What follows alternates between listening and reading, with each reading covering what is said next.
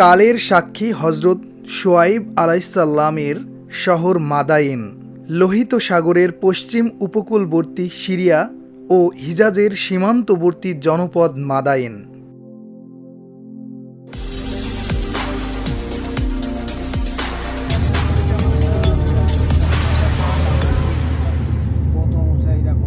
বর্তমানে পূর্ব জর্ডানের সামুদ্রিক বন্দর মোয়ানের অদূরে অবস্থিত এটি সৌদি আরবের উত্তর পশ্চিমাঞ্চলীয় শহর তাবুক থেকে ১৭০ কিলোমিটার দূরত্বে মরুর পাহাড় কেটে প্রাচীন মানুষ বানিয়েছিল মাদায়েন শহর।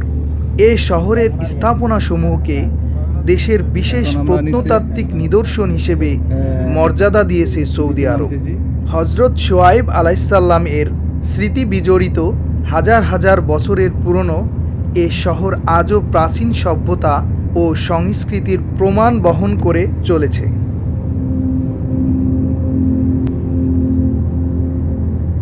এখানকার সবচেয়ে আকর্ষণীয় দিক হল পাথরে খোদাই করা প্রাচীন স্থাপনা ও গুহা থেকে বের হওয়ার পথসমূহ। আল আরাবিয়া জানায়, সৌদি আরবের আল বাদি এলাকায় অবস্থিত ঐতিহাসিক এই স্থানকে মাদায়েনে শুআয়ব অথবা মাদিয়ান ইত্যাদি বলা হয়। গ্রিক ঐতিহাসিক টলেমি এটাকে সবুজ মরুদ্যান নামে আখ্যায়িত করেছেন।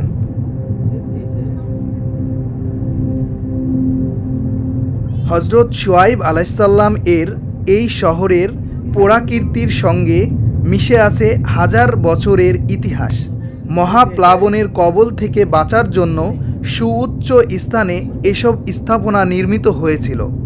মাদায়েনে যেসব প্রত্নতাত্ত্বিক নিদর্শন রয়েছে তা পৃথিবীর অন্য কোনো ঐতিহাসিক নিদর্শনের চেয়ে কোনো অংশে কম নয়।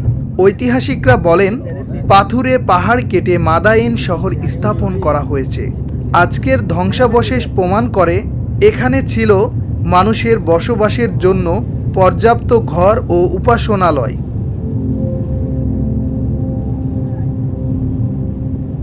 প্রাচীন নবতীয় সভ্যতার সঙ্গে এ শহরের যেমন মিল পাওয়া যায়, তেমনি মাদায়েনে সালেহ বা হজরত সালেহ আলাইসাল্লামের শহরের সঙ্গেও রয়েছে এর পরিপূর্ণ মিল। কোনো প্রত্নতাত্ত্বিক মনে করেন এটি খ্রিস্টপূর্ব ২০০০ বছরের অধিক পুরনো শহর। মাদায়েন সম্প্রদায়ের বসবাস ছিল এখানে। তাওরাত গ্রন্থে মাদায়েন শহরের আলোচনা এসেছে অনেকবার। কোরআনে উল্লেখ হয়েছে, হজরত মুসা আলাইসাল্লাম ফেরাউনের হাত থেকে নিজেকে রক্ষা করতে মাদায়েন এসে আশ্রয় গ্রহণ করেছিলেন।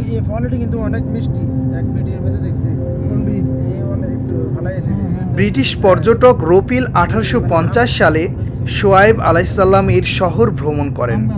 রেপিলই প্রথম ব্রিটিশ পর্যটক যিনি এ বিষয়কে কলমের ভাষায় প্রকাশ করেছেন। তার লেখা পড়েই পশ্চিমা স্কলারগণ উৎসাহিত হন এবং এখানে ভ্রমণে আসেন। ইতিহাস থেকে জানা যায়, আল্লাহর গজবে ধ্বংসপ্রাপ্ত প্রাচীন জাতির মধ্যে একটি হলো মাদায়েন সম্প্রদায়। এই শহরের অধিবাসীরা ওজনে কম দিত, রাহাজানি ও লুটপাট করত, অন্যায়ভাবে জনগণের মাল সম্পদ ভক্ষণ করত।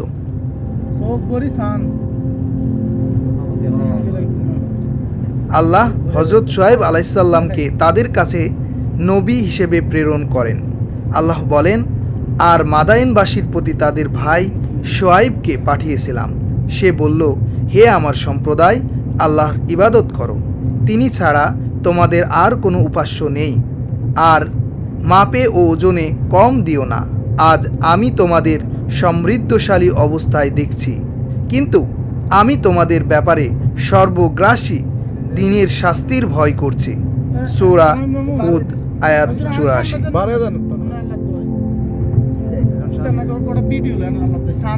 তারা শুআয়ব আলাইসাল্লামের কথা অমান্য করলে আল্লাহর পক্ষ থেকে তাদের প্রতি নেমে আসে কঠিন আযাব। পবিত্র কোরআনে এ সম্পর্কে বলা হয়েছে, আইকাবাসী রাসূলগণকে অস্বীকার করেছিল। যখন শুআয়ব তাদের বলল, তোমরা কি সাবধান হবে না? আমি তোমাদের জন্য একজন বিশ্বস্ত রাসূল, সুতরাং তোমরা আল্লাহকে ভয় করো এবং আমার আনুগত্য করো। আমি তোমাদের কাছে এজন্য কোনো প্রতিদান চাই না। আমার পুরস্কার তো জগৎ সমূহের পরিচালক আল্লাহর কাছে আছে।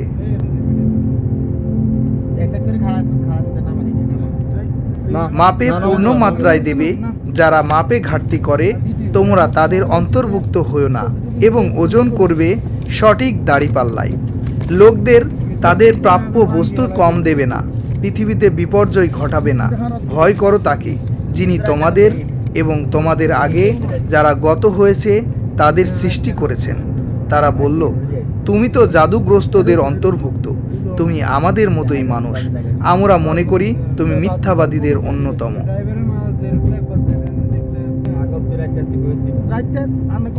তুমি যদি সত্যবাদী হও তবে আকাশের এক খণ্ড আমাদের উপর ফেলে দাও। সে বলল, আমার প্রতিপালক ভালো জানেন তোমরা যা করো। অতঃপর তারা তাকে প্রত্যাখ্যান করল। পরে তাদের মেঘাচ্ছন্ন দিনের শাস্তি গ্রাস করল। এটা ছিল এক ভীষণ দিনের শাস্তি। সূরা আশ-শুআরা আয়াত 176 থেকে 189।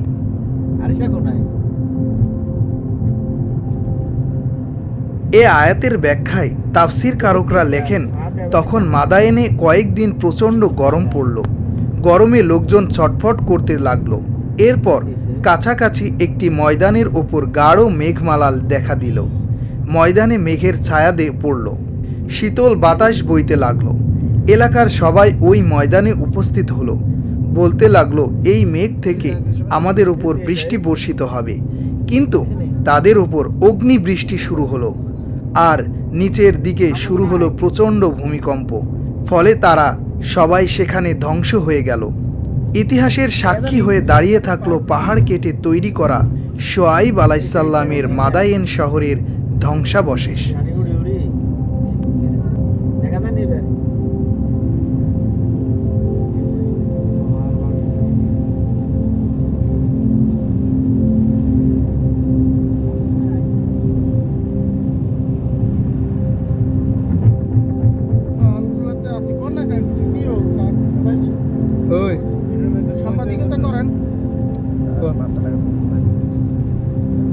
এটা আলাদাভাবে ভয়েস দেওয়া যাবে, সমস্যা না, ভিডিও করেন, পরে ভয়েস দেওয়া যাবে।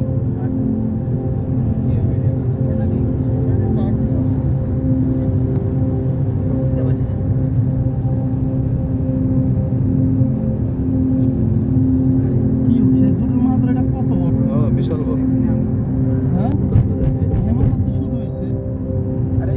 ফলটা কিন্তু অনেক মিষ্টি, এক ভিডিওর মধ্যে দেখছি। অনেক একটু ভালো আছে। হ্যাঁ, সেই মানে আম গাছ ধরেছে তো, আর হলুদ ধরেছে সব। মমসান ধরেন না, পারবেন নাকি? আম পারবেন? বিজ্ঞানীরা কওমে সামুদ জাতির এলাকার মাটি পরীক্ষা করে হতবাক, কারণ এই স্থানটিতে নবী করিম সাল্লাল্লাহু আলাইহি ওয়াসাল্লাম সবাইকে যেতে নিষেধ করেছেন। বিজ্ঞানীরা এই এলাকায় এমন কিছু জিনিস খুঁজে পেয়েছেন যা 1400 বছর আগে নবীজির বলা কথা আজকের আধুনিক বিজ্ঞান গবেষণা করে আশ্চর্য হয়ে গেছে। অথচ সৌদি সরকার তা ভ্রুক্ষেপ না করেই এখানে 2 মাস ব্যাপী মিউজিক কনসার্টের আয়োজন করেছে। আজকের ভিডিওটি অনেক তথ্যপূর্ণ এবং সম্পূর্ণ আলাদা হতে চলেছে, তাই ভিডিওটি শেষ পর্যন্ত দেখতে থাকুন। সৌদি আরবে আলুলা নামক একটি প্রাচীন রহস্যময় স্থান আছে।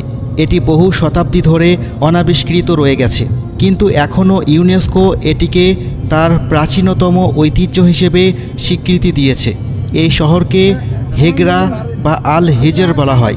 আপনি সেখানে অনেক বিশাল পাহাড় দেখতে পাবেন, যেখানে অবিশ্বাস্য সব সুন্দর সুন্দর খোদাইকৃত এবং স্থাপত্য শিল্প রয়েছে।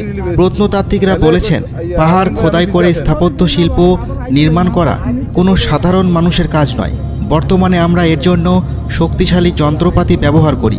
যারা একসময় এখানে বসবাস করত তারা অবশ্যই অত্যন্ত শক্তিশালী এবং ক্ষমতাধর হতে হবে। এই মানুষগুলো কে ছিল? এটা কোন জায়গা? জানলে অবাক হবেন। এই জায়গাটিকে বলা হয় ময়দানে সলেহ আলাইহিসসালাম। এটি ছিল সামুদ জাতির বসবাসের এলাকা।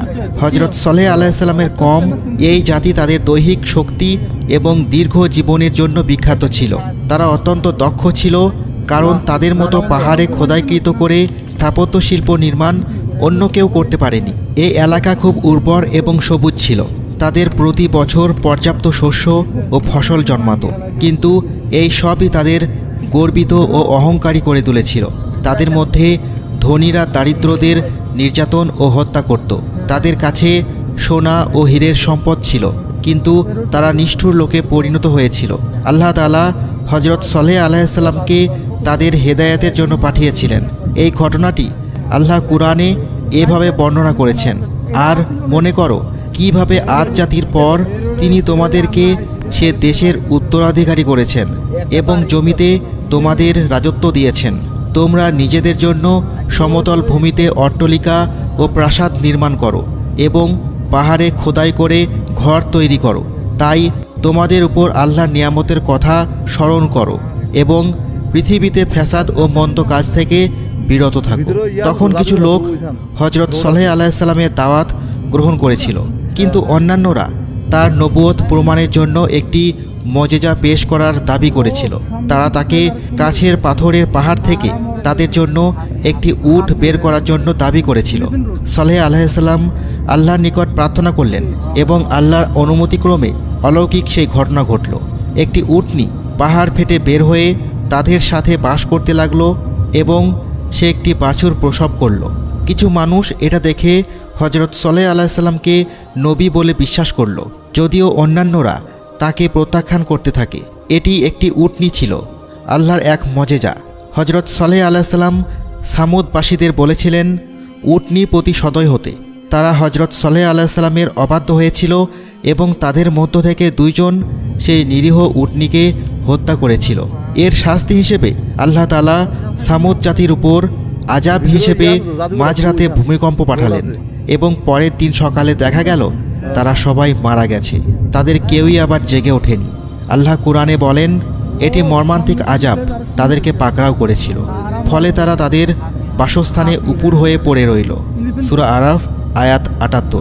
তাদের বিশাল বিশাল ভবন এবং স্মৃতিস্তম্ভ কি অবশিষ্ট ছিল, যা পাহাড় এবং কঠিন শিলা থেকে তৈরি করেছিল?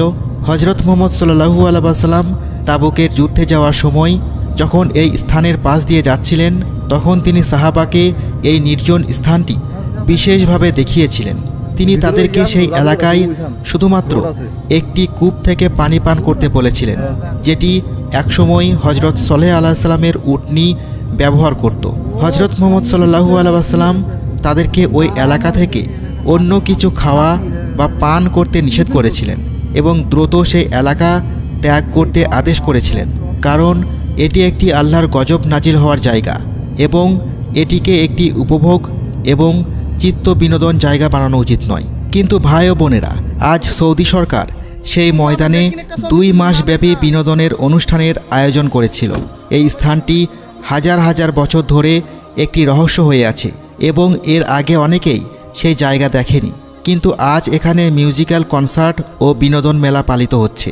এই জায়গাতে এমনকি আরও আশ্চর্যজনক কিছু আছে। এই রহস্যময় স্থানটি অত্যন্ত অরক্ষিত এবং বিপজ্জনক। বিজ্ঞানীরা এই ধ্বংসপ্রাপ্ত অঞ্চলের ঠিক উপরে বায়ুমণ্ডলের ওজোন স্তরে একটি বিশাল গর্ত আবিষ্কার করেছেন। হাজার হাজার বছর আগে এখানে যে একটি বিশাল ভূমিকম্পের ফলে ভূগর্ভের প্রতিরক্ষামূলক স্তরগুলিও কমে গিয়েছিল। এটি এই অঞ্চলকে ভূমিকম্পের ক্ষতি, অতিবেগুনি রশ্মির ক্ষতি, বিভিন্ন চর্মরোগ, ক্যান্সার এবং প্রাকৃতিক ঝড়ের ঝুঁকিতে ফেলে দিয়েছে। তাই সাম্প্রতিক গবেষণা অনুসারে এখানে বেশিক্ষণ থাকা নিরাপদ নয়। এই স্থান সম্পর্কে নবী মুহাম্মদ সাল্লাল্লাহু আলাইহি ওয়াসাল্লাম যা বলেছেন তার সাথে এই রিপোর্ট সম্পূর্ণভাবে সামঞ্জস্যপূর্ণ। ময়দানে সলেহ সেই কওমের মানুষের বাসস্থান ছিল যারা পরবর্তীতে আল্লাহর গজব দ্বারা ধ্বংস হয়ে যায়। এটা আমাদের স্রষ্টার মহিমা এবং শক্তির কথা মনে করিয়ে দেয়, অথচ তার পরিবর্তে আমরা স্থাপত্য শিল্প হিসেবে এই জায়গাগুলি ভ্রমণ, উদযাপন এবং উপভোগ করতে শুরু করেছি। আল্লাহ তাআলা আমাদের সঠিক পথে পরিচালিত করুন, আমিন।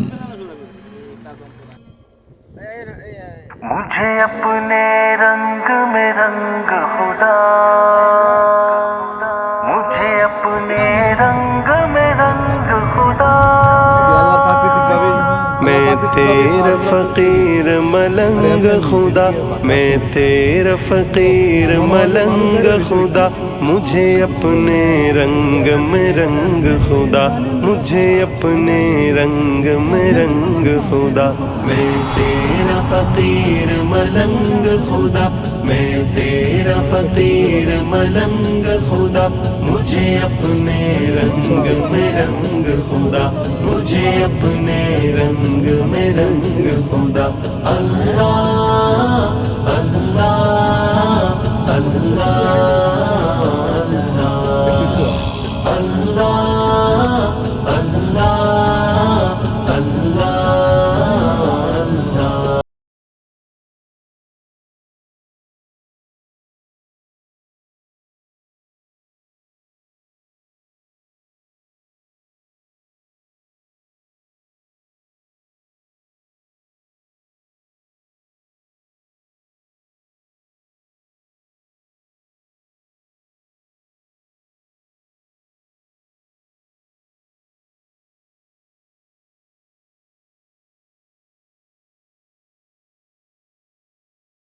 रंग में रंग खुदा।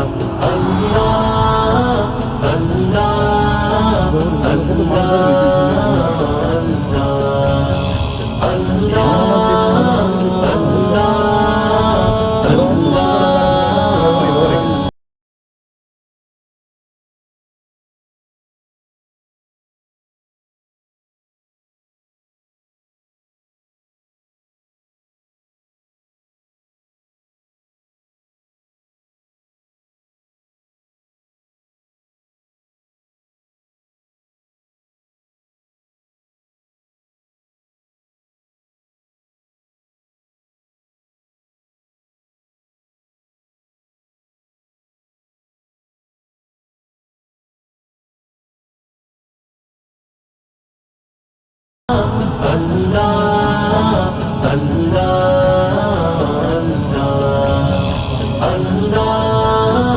अल्लाह अल्लाह।